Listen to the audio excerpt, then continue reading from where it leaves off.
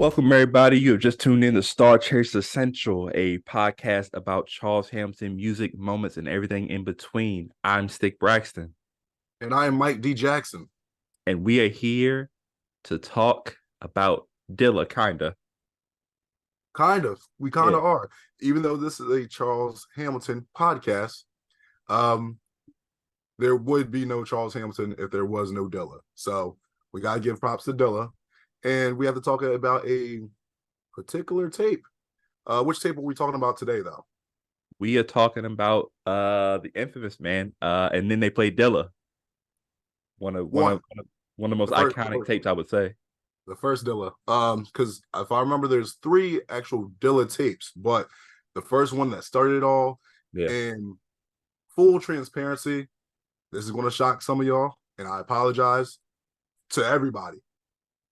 This is actually my first time listening to this tape. I did not listen to this tape back in the day. Wait, what?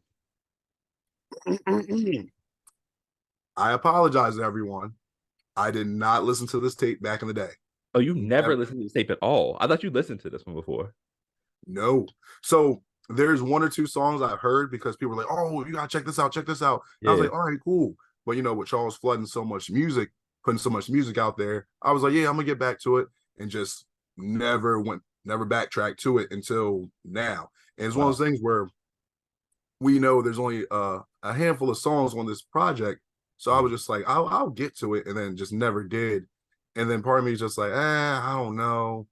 And then eventually, we're talking about it today, and I'm just like, wow, like, geez, it is. That's why I had to apologize because I'm just like, I missed out. I'll say this, not trying to bring any spoilers, but I definitely missed out, and there's definitely a interesting tape. I'll say that. Yeah, that's a truth bomb that I wasn't expecting because I mean we talked about this before. We kind of just like we kind of mentioned what we're gonna listen to, but we don't really talk about it throughout the week. So that's news to me. Right. I could say for me, this is one of those days where I listened and I was like, okay, cool. Again, I'm very much a guy that listens to a tape like one or two times, three times, and then I'm picking out like I'm gonna add this. I'm gonna make sure I listen to this all the time, or I'll playlist it. Right. So back Mhm. then, it's iPod situation. Uh, so I'd keep the whole tape on my iPod, but then I would just playlist like the songs I would want to hear over and over, and Right. I just make like a Charles Hampton playlist or whatever. So there's a couple on here that I know for a fact back then I was like, yes, these are my favorite songs. And then it's gonna be interesting now going back and listening to it. Has that changed? And spoiler alert, definitely has changed for sure. So Okay. it's gonna be fun to talk about.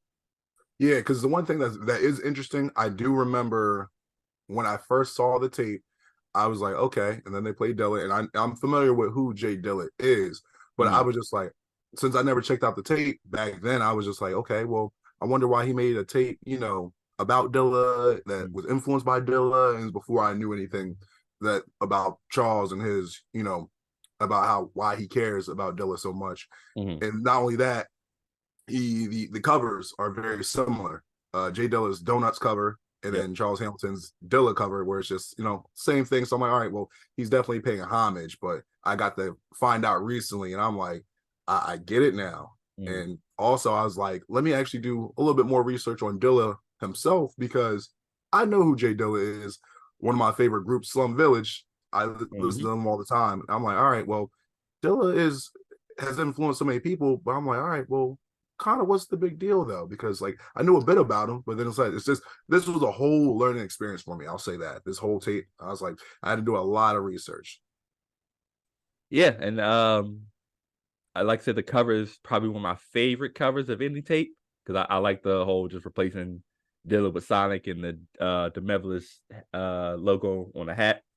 Right. Um, but yeah, it's Dilla is probably one of the most highly revered producers ever. I would say a lot of people respect him. A lot of people um, pay homage and say that he's one of the best, and definitely gone too soon. Um, yeah, yeah. I mean, I'm like you. I had to do kind of some research. You actually made a great point of going back and listening to Donuts, like kind of to like listen to this as Yeah, doing like a comparison thing. And when you listen to it, you're like, yo, you can just sense the inspiration and you can see what Charles saw in them. And then you start to think like, dang, I know this sample. I know this sample from these Charles songs, and it's crazy to think about. Um, but yeah, let's get right into it, man. The intro coming around. What did you it's the only tape, it's the only song on the tape that doesn't have an instrumental because as you alluded to, there's only what we say, like seven, what, seven. 8 songs? I think seven. I could be wrong. I think it's let's see, one, two, three, four, five, six, seven. There's 8 songs Okay, and then 7 instrumentals. gotcha. And then What's Going On is the only one that, oh, I'm sorry, coming around is the only one that doesn't have an instrumental to it, but it is the intro to the album. And what do you think about it? So I'm going to be a little biased with this song because, like I said, I alluded to earlier, this actual beat is a Slum Village beat, but Mhm. obviously it's made by Jay Dilla. Right. And the original song's called Players. I love that song. So when I heard it, I'm like, all right, cool. Mhm. When it first came on, Charles is, doing the singing thing and whatnot. And I'm just like, I don't know how I feel about it. Then he comes in, like I said, he comes in the pocket, just make sure he does what he does. He raps on there, just best of both worlds. And I'm like, all right, he brought me back. And you can't really go wrong on that beat, honestly. I Mhm. feel like it's of course you have to do it justice, but it's a classic Slum Village beat, it's classic Dilla beat, and it's a smooth track. I love it. So I enjoy that song a lot. It kind of sets up the table too for kind of what the tape is doing, and for me, I feel like it's, and I could be wrong because I don't remember the blog post. I don't remember what the actual significance of the kind of the message or the mission that is presented to Charles at the beginning of the tape, where he's like, your mission is to bring about change in hip hop and change the way people look at music or whatever. And I kind of felt like that's supposed to be like, quote unquote, Dilla telling them, hey, this is your mission. Can you kind of pick up the ball and take it from here? You know what I'm saying? And I feel like that's kind of what the tape is trying to do. And that's what the mission is. And you kind of see that throughout the tape and the different songs and some of the lyrics that he's saying, especially in like the outro, um, Yeah, about trying to, change music. So I like this record. It's a great way to start. agreed. Totally agree. Totally Yeah. agree. So then we follow up with Ow. And what was your thoughts about that one? All right. So with this song, seeing the title, I'm just like, all right.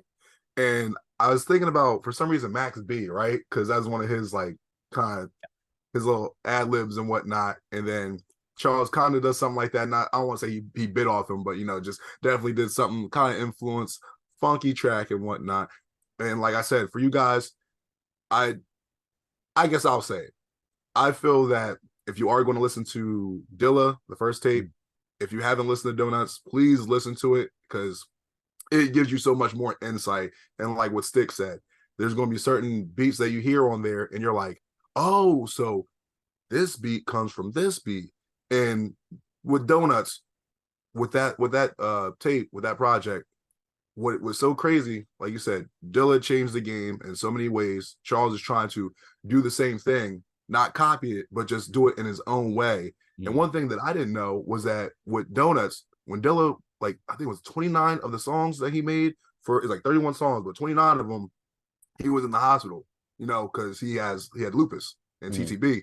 And it's like he did all that with the beat machine in the hospital. You're going to pass, but Mm. you're like, well, I'm gonna keep doing what I love. So it's just Mm. like, and it's funny. So to go back to Al, when you think about Al, you're like, it's either Al, Al, like that's funky, that's groovy, or Al that hurts, Yeah. But it's one of those things where you could take it in either way, but you're trying to make something powerful. You're trying to make something to make people dance, make a move, some type of emotion. And I was driving in the car listening to this, and I was just like, just just a head bob song. I'm just like, okay, just Mhm. I, I felt the song, so I was like, yo, this is 2 for 2, 2 for 2. All I can say is just like Charles did his thing on that one. Yeah, I like the point you make about it. Kind of like there's two ways to kind of look at Al, and there's a funk style way and like a painful way. And I want to say, yeah, I want to say it's like more the funk way in this situation because it's like the verse kind of starts off with no swag, and but he's saying that no swag for me is kind of like the swag. And so Yeah. it's like that's my funky style, right? That's my groovy style. It's just having really no Mhm. swag at all, but it works for me. Um, or like my swag is I have such no swag that it hurts. So it's like a double entendre when it comes to the owl, right? Yeah. Um, for me, I will say this is probably the weakest of the songs for me, Oh, right? okay. That's what I All would right. say. Or not weakest. I hate the word weakest in this situation because I like all of them. So let's say it's the one that uh it would be if I had to rank it would be at the bottom of the list. Right. Because I like some of the other ones better. Maybe for messaging, maybe just because of the beat, different, whatever. But yeah, I think he does a good job on it. Again, it's a fun record. When Charles does the stuff like when he does like little ad libs or sounds like it's fun. It's like I like when he does stuff like that. To kind of break up some of the more serious and maybe some of the more lyrical stuff. He can really combine a bunch of different things.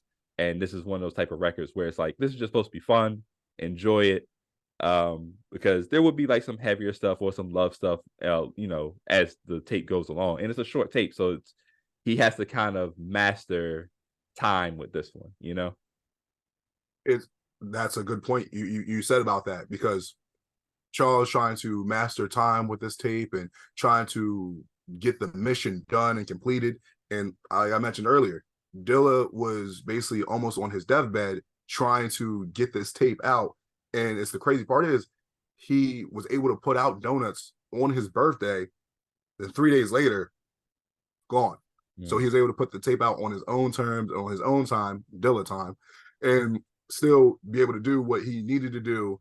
And then it's like, all right, well, I'm gonna leave the world with this. I'm out, and for real, peace. I'm out. mm, But that's just crazy, like how that kind of comes around, kind of like a donut as well, because that tape yeah, starts and ends same song, and it's just one of those things where we all have our own timing and we all have our own schedule, but you got to make the best of what your time is, whether it's a lengthy time, whether it's limited. You just have to do what's best for you and what you can do. yeah. Good point. Good point. I was gonna ask this. I mean, it's basically the tape, so we can kind of ask this now. Okay. The point you made about like Dilla just taking things in his own hands and doing stuff on his own terms.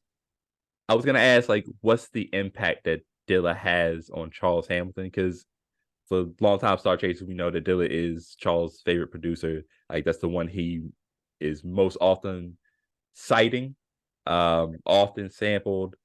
Um, and I could see the similarities in that point that you made that Charles likes to have things and control things in his own hands. He wants to do things on his own terms. He wants to do things on by his standards in his situation, right? Yeah. So I was gonna ask you, how do you feel about the impact that Dilla has had on Charles throughout his career? Honestly, if we don't mention, back at that time when Charles said he had the philosophy of God being a woman, or Mhm, the whole thing of Sonic the Hedgehog about living your life like that, just damn near everything. So mhm. with Dilla, his whole thing was, and I didn't even know this, he was one of the people that kind of helped usher in lo-fi. Yep. Like I didn't start hearing about lo-fi music until Charles was doing it or doing his own version of it. But Mhm, that was in 2012, 2011. We're still in 2008. I mean, he's still doing music that's still kind of like considered recorded mainstream style, yep. but I didn't know that Dilla was making quote unquote lo-fi music. And when Mhm, I had to look that up, I'm like, okay, what is the actual definition of lo-fi music? And they say lo-fi music is music that is kind of not played incorrectly, but there's like imperfections, but it's on purpose. mhm. So if there's a misplaced note, a misplayed note, maybe some noise in the background, it's done on purpose. Someone can Mhm. say, "Oh, you recorded that kind of like weird." It's like I did that for a reason. Like Right. I put that snare on the third and a half beat just to give it an extra sound, or I might have put two sounds together that aren't supposed to go together. Mhm. And we know Charles has innovated in his music in his own way as well. And like I said before, if there was no Dilla, there might not have been of Charles. So I feel like in pretty much almost every aspect, everywhere where it came to maybe not lyrics wise, right? Because Mhm.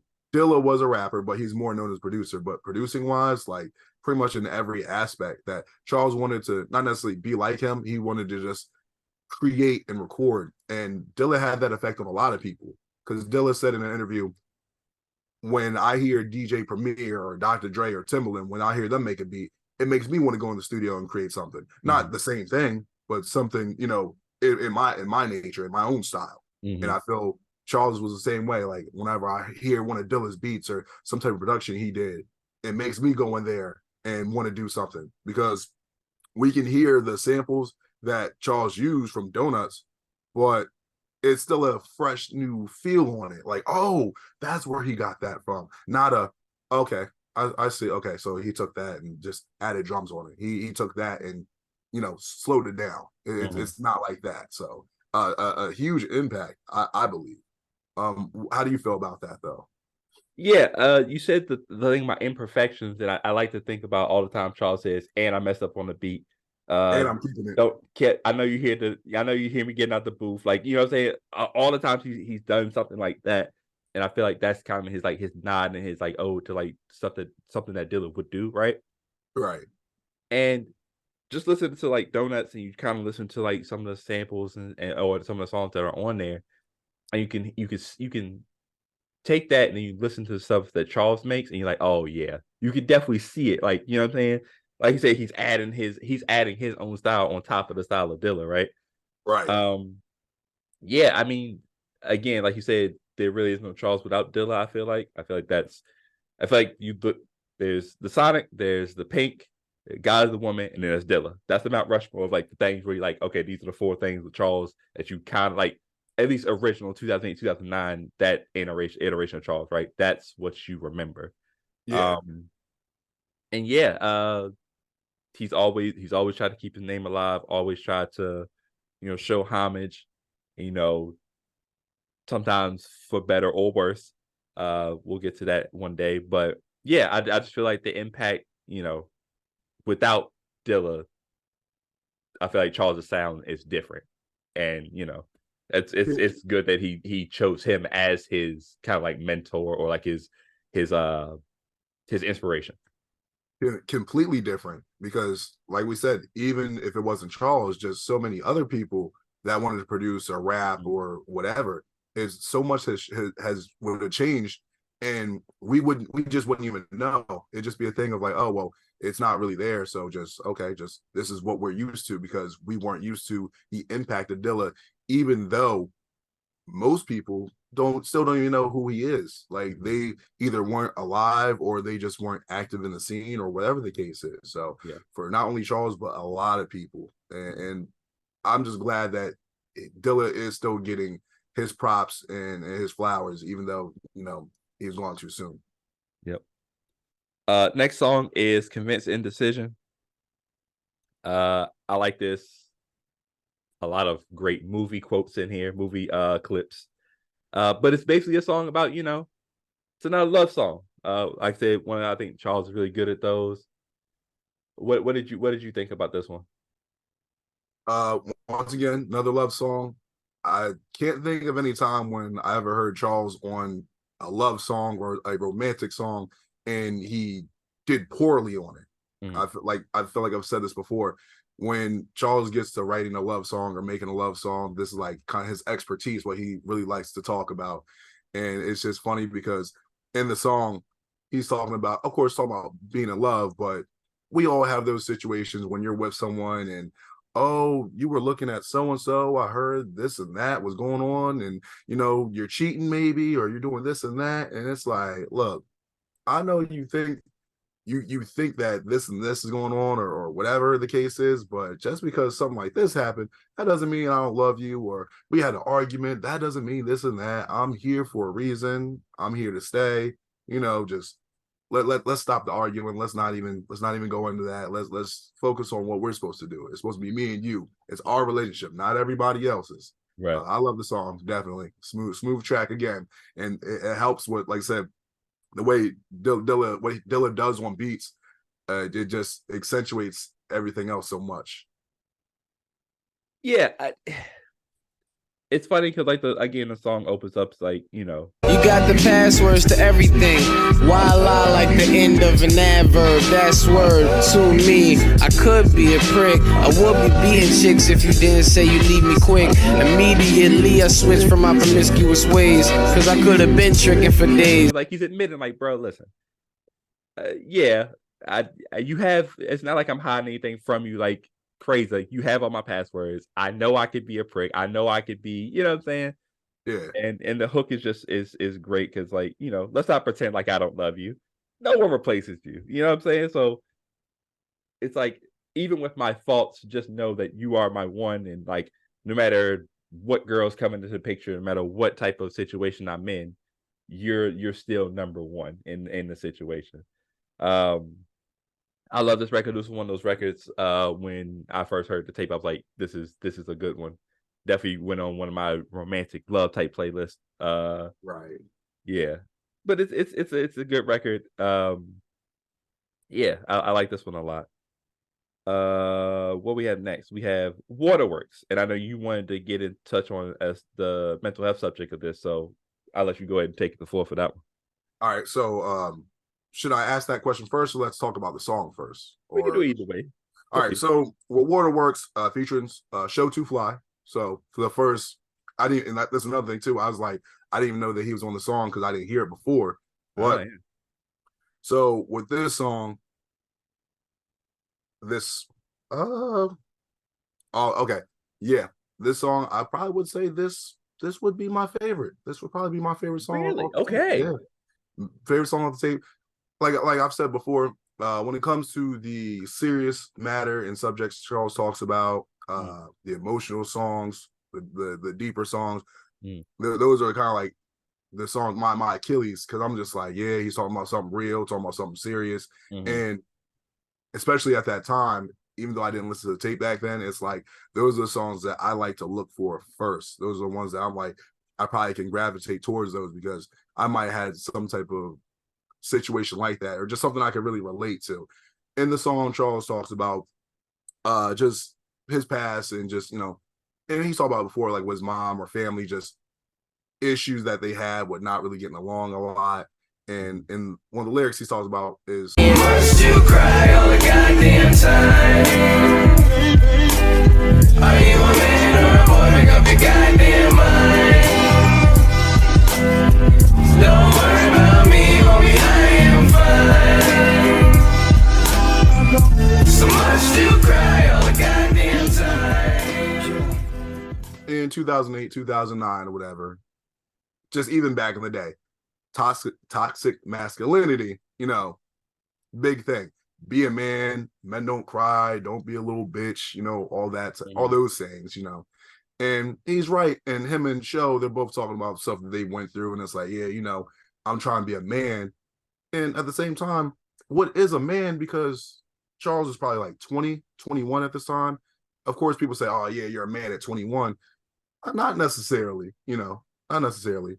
But compared to now, 2023, we take mental health seriously, especially men's mental health.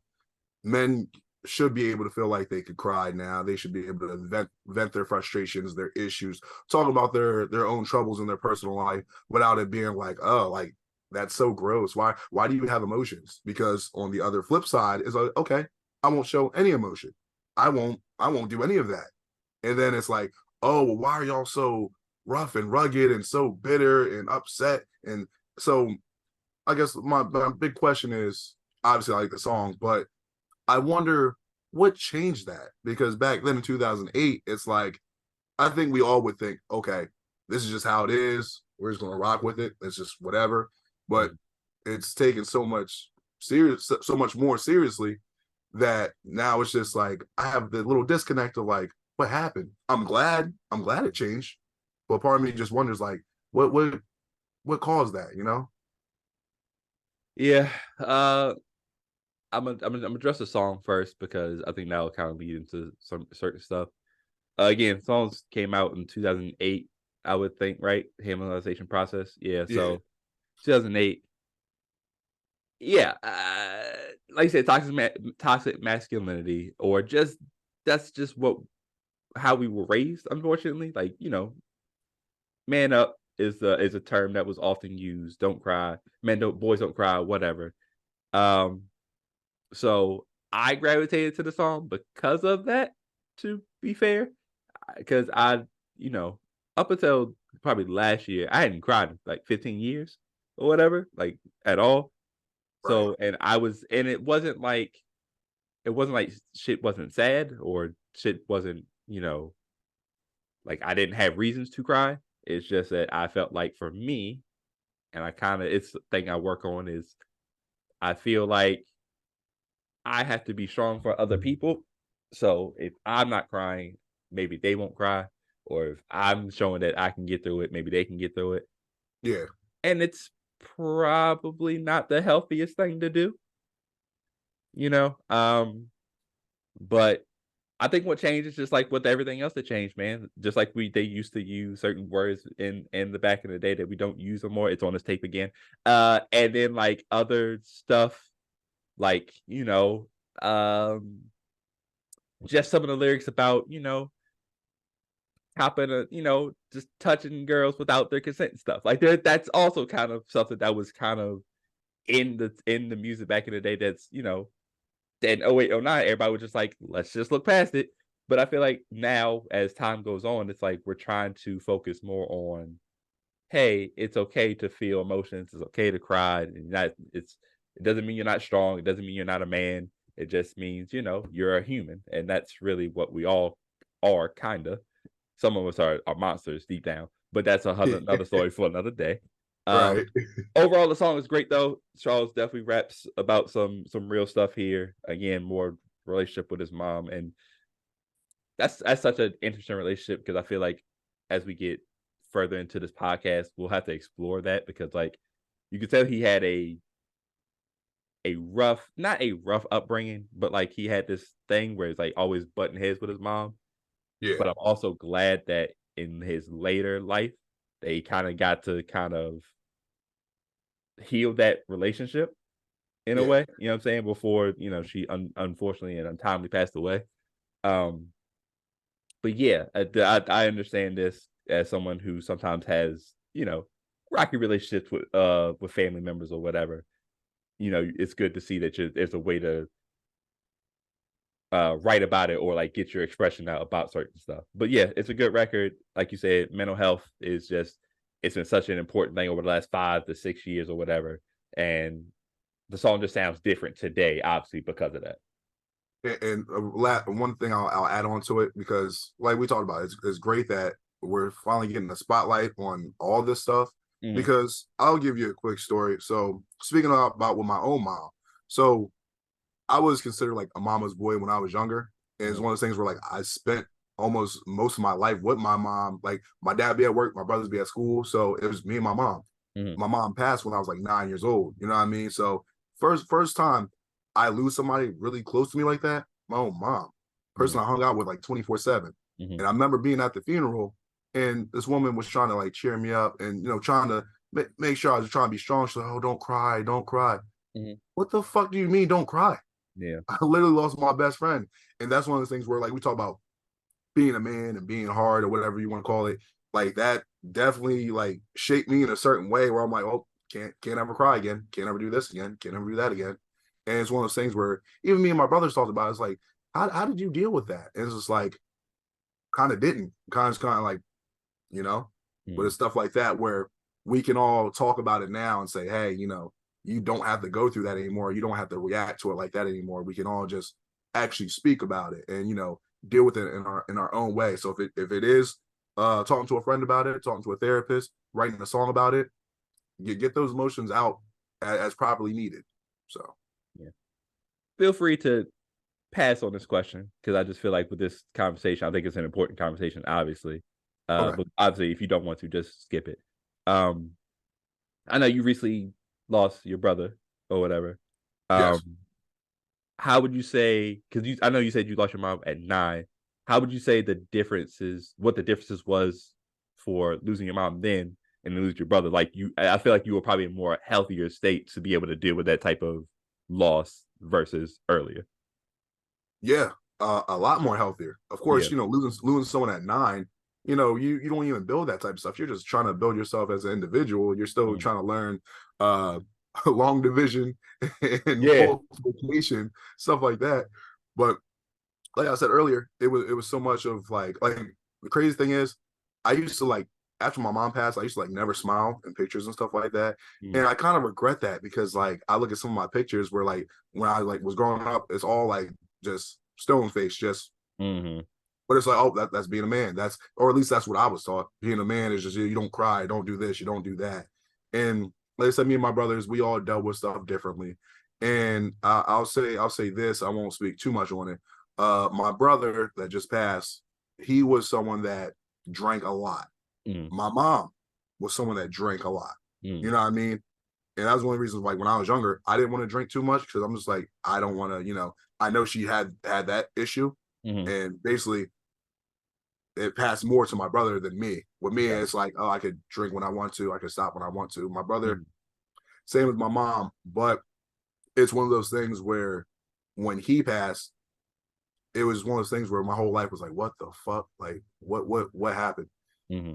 Not only that, it was a thing of course, I was upset, and I was doing the whole touring thing and whatnot, but I had to think about it. It's like, look, life is life. You can't control when people go. You could always say, "Oh, I could have did this. I could have did that." Hmm. That's not stopping anything. When people are supposed to go, they're supposed to go. Did I want him to? No, I still miss him every day.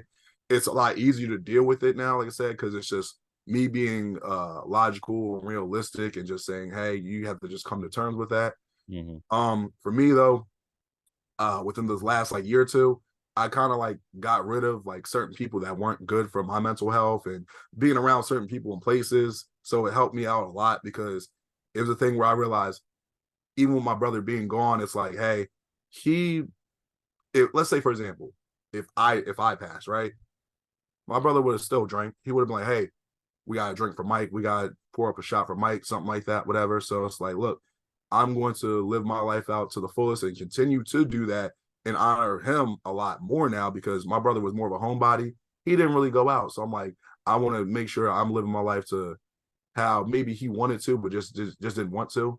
Hmm. But it was definitely a lot easier, but it's still hard at the same time because with my mom, it's like, hey, I'm around my mom a lot. But my brother, 2 years older than me, so we went to high school together. We did everything together, like Yeah. the Sonic and Tails thing. He was player one, I was player two. So losing someone that close, it hurts. But at the same time, when you're older and you've been through a lot more, and you can kind of rationalize everything, it does make it easier. But at the same time, you have to have the tools and know how to use them to properly um, kind of navigate through those situations.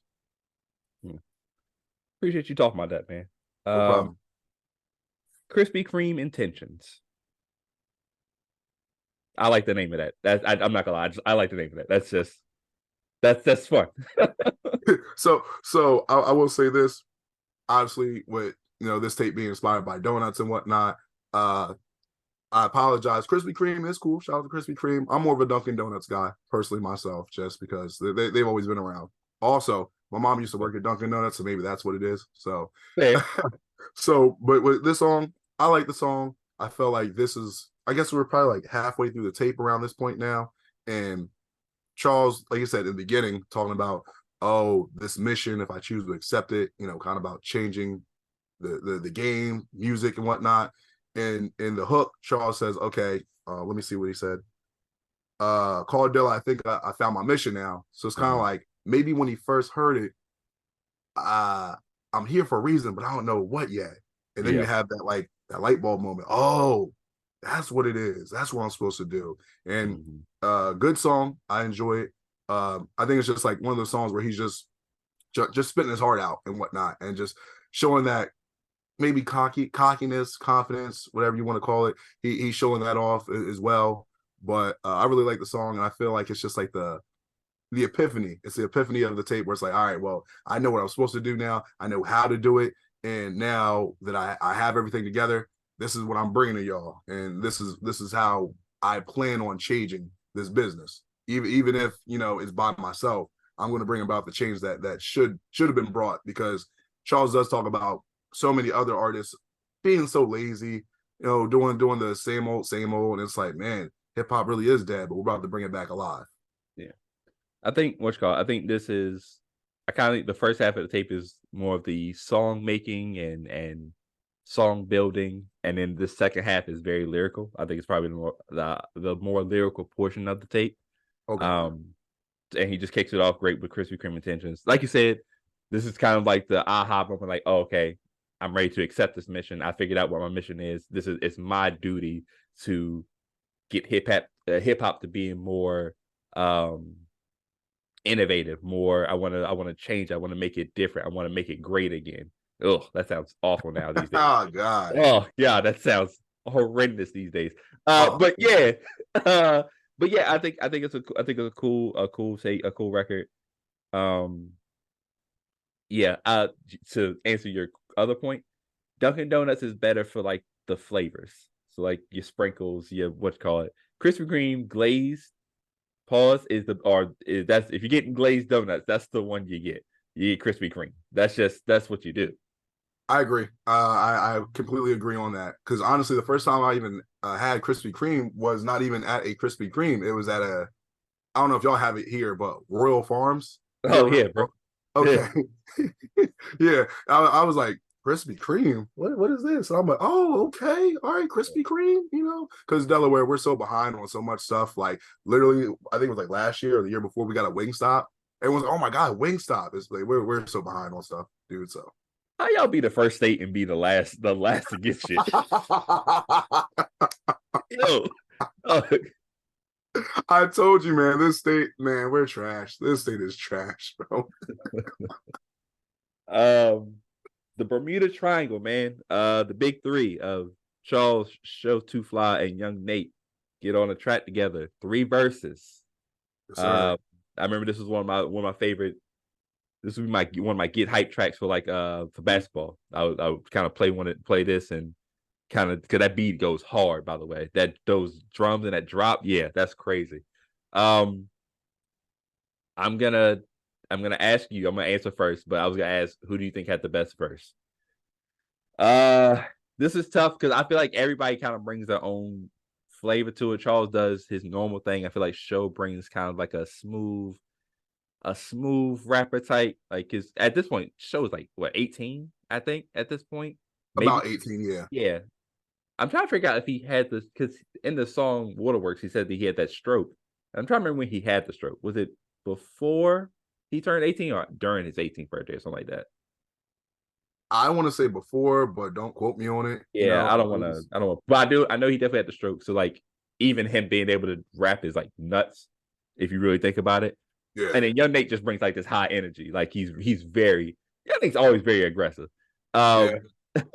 So of the 3, especially when it comes to like me listening to basketball, I always gravitated to Young Nate, because like after the verse, he gets like really excited and really angry that he can't finish his verse. So that's the one where I'm like, all right, I'm ready to go now. I'm ready to go out here and like dunk on a couple people. So what did you think of the record, and who do you think had the best verse? So out of all of the songs on this tape, this was the one I actually heard that everyone was like, "Oh, you got to listen to this." They played it for me, but I never got to hear anything else from the tape. So I was like, I'll check it out on my own time. So I was already aware of this, and also this beat. I would probably say this might have to be like a top 15. I don't know if anyone would say top 10, but at least a top 15 Charles beat. Like this, okay. I always hear people talk about this beat all the time. Yeah. So with the song, obviously, you got Show, you got Charles, you got Nate on it, and they all bring, because it's funny because they're all cocky in their own way. Mm-hmm. You know what I mean? Like, and they all bring it in a different way. And I love songs like this where there's no hook really. It's just rap. Just rap. Doesn't matter, just rap. Rap on a hard beat. So I'll say this. It was between Charles and Nate for me. Mm. That I feel bad for Show, because what I've noticed in a lot of songs where you have like 3 verses and it's just rapping, Mm.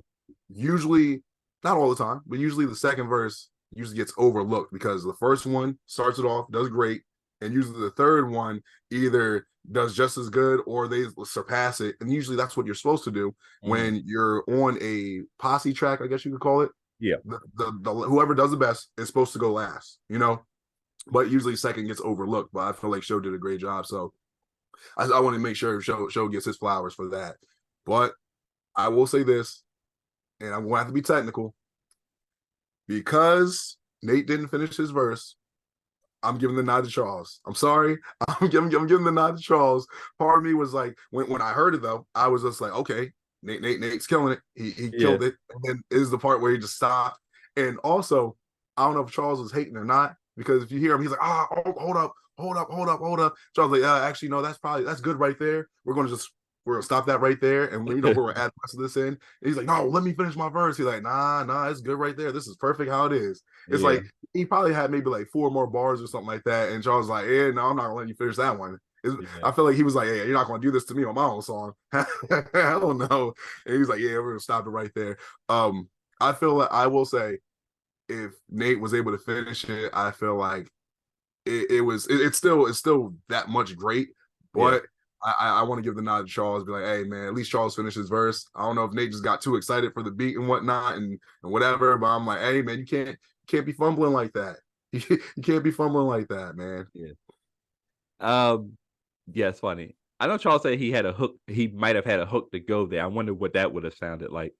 I think it's good without it, you know, because I like you said, I think it's just good to have 3 dudes rapping on a hard beat. Give us your best first, and just let's cut it from there. Right. And it's also cool because going back and listening to this, because you don't. It's crazy. We don't get that many Charles Show and Young Nate songs. Like you get them on like bigger posse cuts, but there's when it's just those 3. I think it's this one. Beautiful Things, they're on that one, and I That's go the one. crazy. That's the Okay, one. Beautiful Things. All right, Beautiful Things, and I go crazy. Those 2, and it's funny because I think those 2 were on the same tape. Those were on Ayo, These Niggas Went Hollywood, I think. But yeah, and it's funny because like you listen to this and then like, you know, Show and Nate are so young or whatever, and then like you listen to like some of this music like as they got older and later on, and they got so much better. Like I like a lot of Show and Nate tapes that they also stayed in rotation.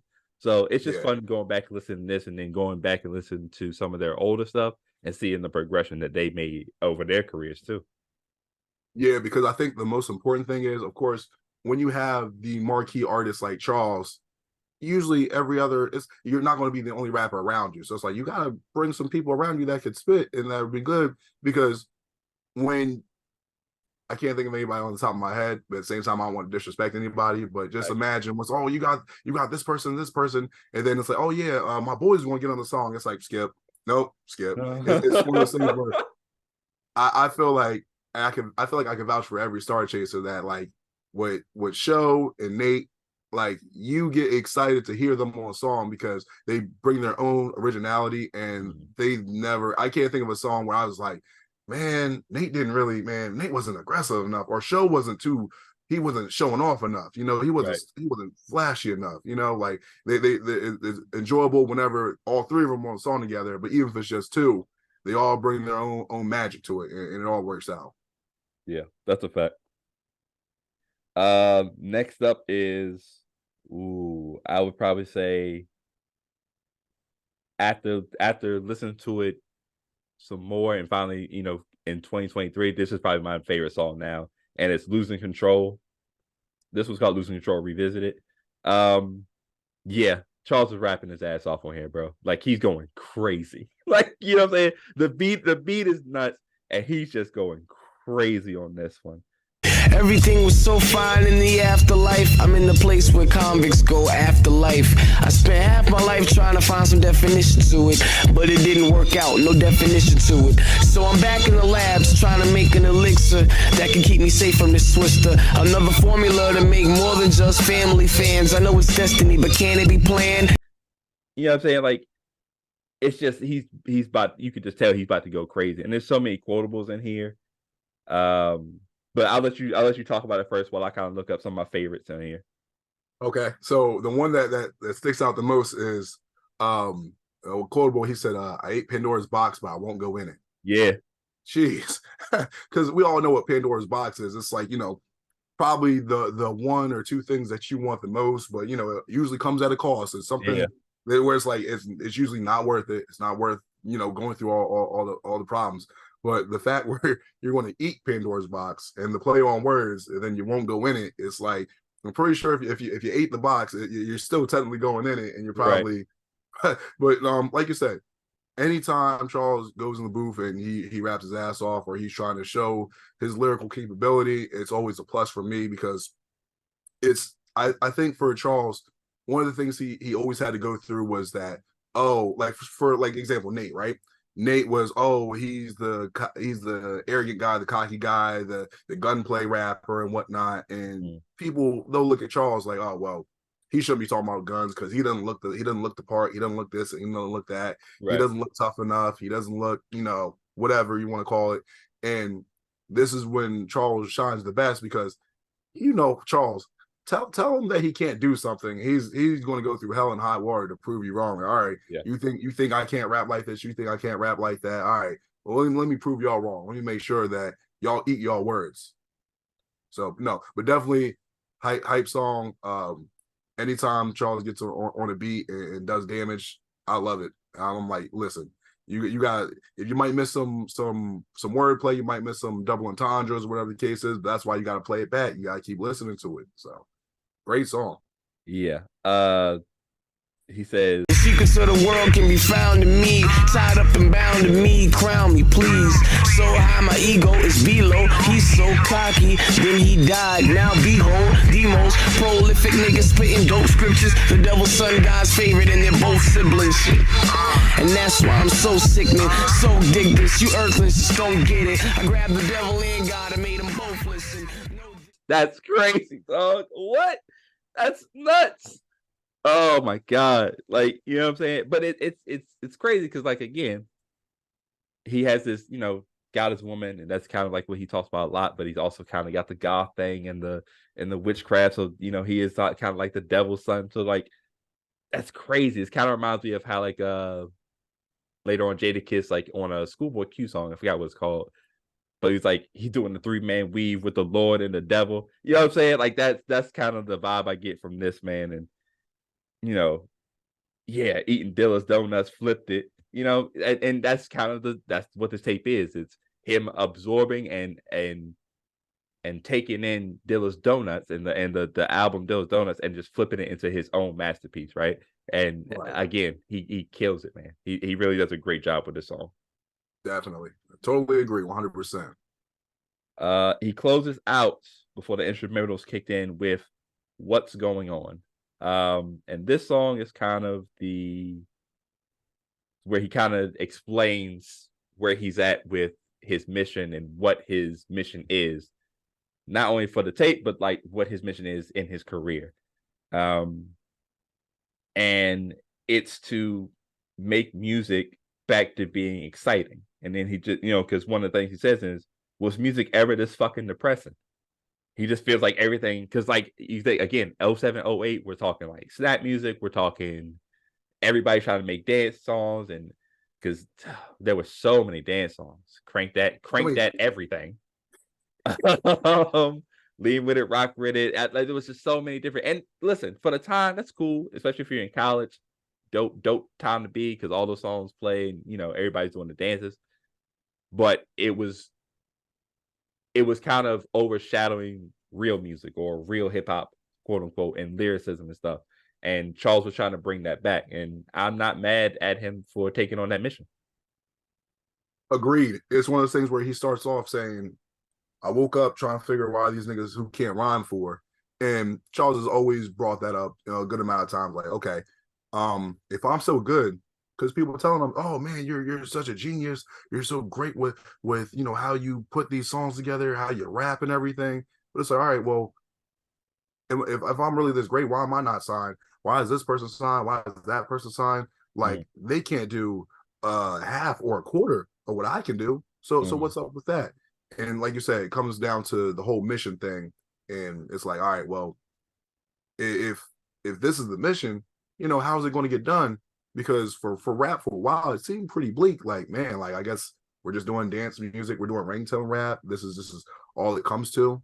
So it's just like, man, like what is going on? Like when do we go back to lyricism, to memorable songs, substance? And Charles has always talked about substance, and he's always had substance in the songs.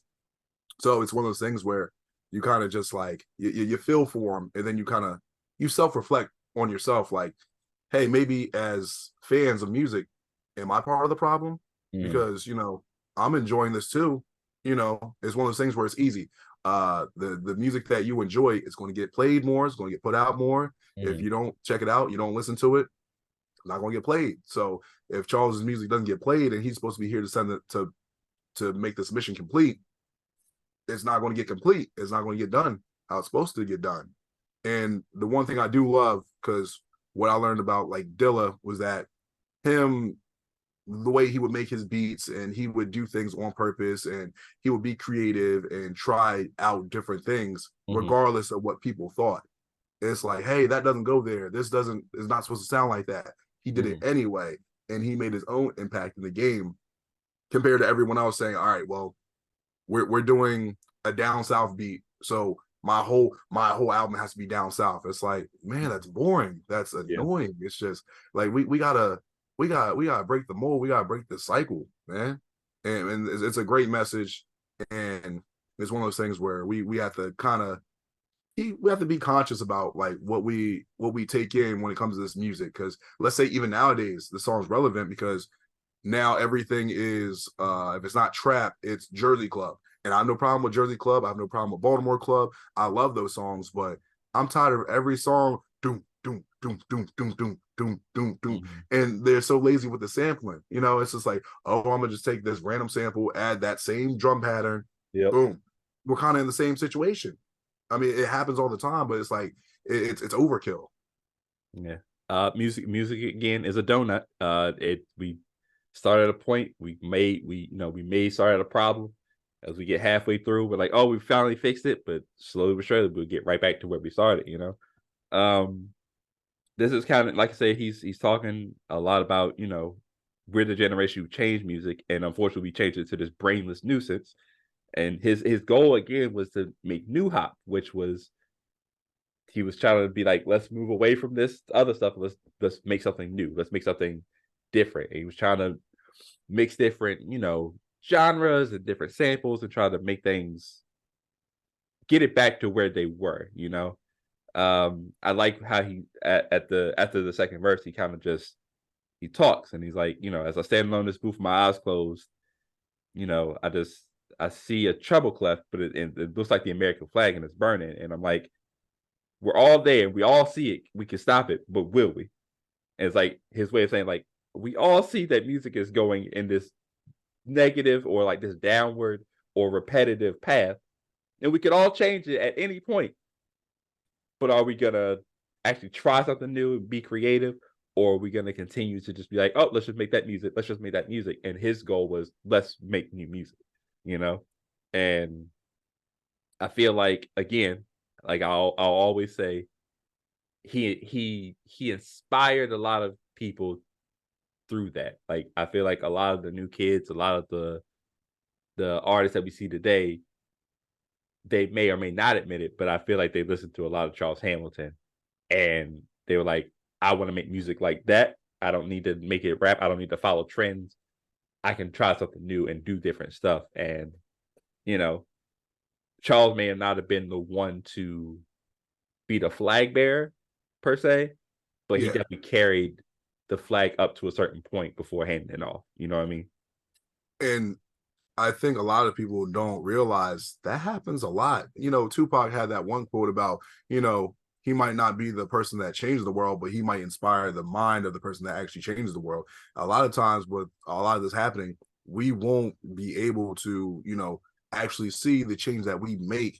It might happen later on, and we might not even be privy to it because we might be, dead and gone. And that's kind of similar to Dilla, because with Dilla, you know, he was, I want to say it was like between 2001 and 2002. That's when he got diagnosed with lupus and everything. And his health started, you know, going downhill.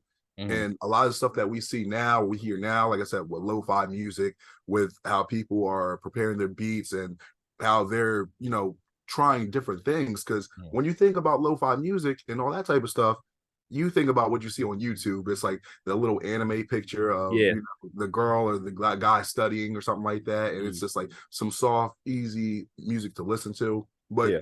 most people don't think about Jay Dilla, so he didn't get to, you know, see the fruits of his labor, you know. But his music is everywhere, or his influence is everywhere, and at the same time, I hope it's not like that. But for Charles, it might be the same way, where, you know, people might not admit, hey, you know, you inspired me to do this or try something different, or you actually influenced me to make this song, which is a big song now. But it's one of those things where you kind of have to ask yourself the question, what's more important? Should you just go the mainstream route, like a Drake or someone like that, where you just chase the hits, chase the songs? You're going to be all over the radio, all on TV, Mhm. but at the same time, some of that music is going to be like here and there. It's going to be here now, but probably in like a year or two, it might not age that well, to the point it's like, oh yeah, he did make that song. Yeah. That's you know, there's so many people that have careers like that. If you think about it, like with rap, there's only a handful of rappers that have actually went platinum first week sales, and there's only a handful of artists, period, especially rappers, that have gone diamond, selling Yeah. 10 million. If I remember, Vanilla Ice is one of them. But Mhm. do we ever talk about Vanilla Ice? No. So it's one of those things where, do you go the mainstream route and just chase the singles and the hits and the success, even though your name probably might be forgotten later on when it really comes to hip hop talks? Do you do your own thing, and then, hey, you understand you might not get the credit that you're looking for, you know, compared to the mainstream route? Or here's another one: do you try to balance it? You try to play both sides. You try to make the hits, but also try to stay true to yourself. And in Mhm. that situation, you might alienate both fan bases, because the label might be like, "Oh, we don't want to hear that. If you're not putting enough product out, we're shelving you." And then your fans are like, "Go back to what you used to make." Oh, you know what? He changed. You know, so it's really crazy how you think about it. So much goes into making music, and do you are you going to be true to yourself, or are you, I don't want to say be fake, or do you play the game? And you kind of have to make that decision. Jay Dilla decided to play the game in his own way. Charles is doing the same. And I think Charles has made the right choice along with Dilla, where you got to do what's right for you, because what's the point of making music if you really don't enjoy it? Yeah. I think Charles said it best, man. Talking about someone else, he said he want to make mad hits. I want to make classics. So, and I think that's what Charles, I think that was Charles's focus. I think that was always Charles's focus. If hits came, hits came. But I think his thing was, I want to make bodies of work and bodies of art that will stand the test of time. And speaking of, we are at the end of this tape, at least the song portion, because the instrumentals fill up the second half of the overall tape. So Right. in 2023, man, let us know how you feel about, and then they played Dilla, and of course the rating that you would like to give it. So I'm usually iffy on tapes that have like only a certain amount of songs, like Mhm. 5 to 7 songs, just because they're so short. Mhm. And you have that issue of, if you have like 3 bad songs or 2 bad songs, it might just be a wash at that point. Right. But I will say personally, for me, I think Charles did a phenomenal job. Number one, with the tape itself. Mhm. Two, making sure he paid homage to Dilla, Mhm. and did it in a respectful, tasteful way. He Mhm. did it right and didn't overshadow anybody. I'm gonna say, rating wise, I would give this a supersonic. I like all the songs. I like every single song. If I was to listen to this again, which I will, I'm playing this front to back. Mhm. No questions asked. Supersonic. Yeah. Again, if you asked me when I first listened to it, I'd be like, "Oh, this is a good tape." I could probably shift it somewhere if I forgot where I put it on my top 40 list that I did one year. Um, but now it's probably way higher because just listening to this tape front to back. it's just really good. Like there's really no true skips. Like I said, I feel like Al would probably be my least favorite, but even then I still like that. It's not a Yeah. bad song. Like it's not a song where I'm like, oh, I'm definitely going to skip this. Like I don't want to listen to this at all. But there isn't one on here. Like this is a really good tape. Like I feel like you said, when it's a short tape, you don't have room for error. Like you have to hit every song or damn near every song for it to be memorable. And this is one of those tapes where like he did. Like he really didn't. There was no fluff. This was all necessary, all good songs. Some really great songs on here as well. A lot of good rapping. Of course, the production is like a fusion dance between him and Dilla. So it's almost perfect, honestly. I'm with you, supersonic rating. I think I did just you can't give this anything lower, honestly. Yeah, supersonic rating for sure. For sure. Yeah, but this has been another episode of Star Chaser Central, man. Of course, you can follow us on TikTok at Star Chaser Central. You can follow us on Twitter on Star CH Central. And then you can follow us on individual pages. I'm at Stick Around 54 on Instagram, STIK around 54. Mike, where can they find you at, buddy? On Instagram, Mike Jackson, Mike Jackson. On Twitter, y'all know, say it with me. This is the part where they're supposed to say it. There's probably no one saying it. They're like, what the fuck are you talking about? On Twitter, I am Mike D Jackson, Mike DEE Jackson. Be sure to comment on the episode. Let us know your favorite songs on And Then They Play Dilla. If you have any Dilla stories yourself, some of the instrumentals that you like, engage with us, talk with us. Be sure to share the pod with your fellow friends, Star Chasers. Let us know what you want us to review. Let us know what you want us to listen to. What else? Am I missing something? What else do I normally say? I think you said it all. I feel like that's everything, right? Yeah, you said it all. Well, I can't. You got it. You got it. Good. Yeah, good for me. Great from me. But yeah, we are logging out of the Star Chaser Central, man, where we always encourage you to follow your dreams and reach for the stars. Peace out.